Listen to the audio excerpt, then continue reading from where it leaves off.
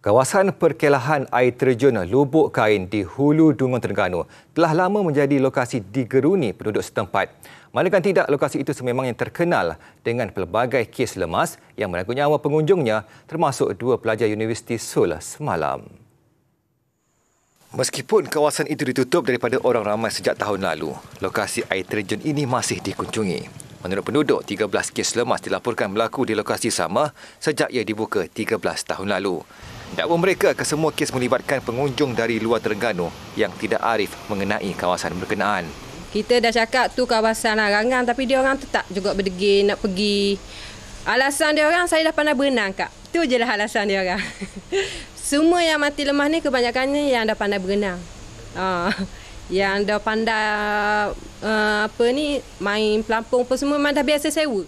Orang kampung memang tahu. Dan orang masuk pun kita selalu pesang. Apa semua tak boleh mandi situ, dah tahun lepas pun kita dah letak semua kawasan larangan untuk mandi.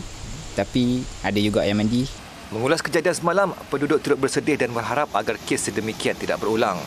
Dalam kejadian jam 1 tengah hari itu, Muhammad Daniel Danish Kamal dan Nur Mukhris Nur Muhammad, masing-masing 20 tahun, bersama 5 rakan berkelah di kawasan rekreasi itu.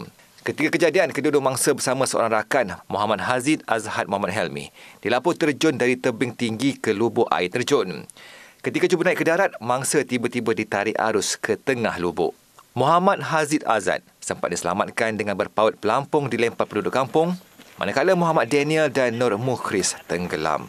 Mayat kesemua mangsa ditemui di dasar air terjun sedalam 10 meter pada 1.40 petang.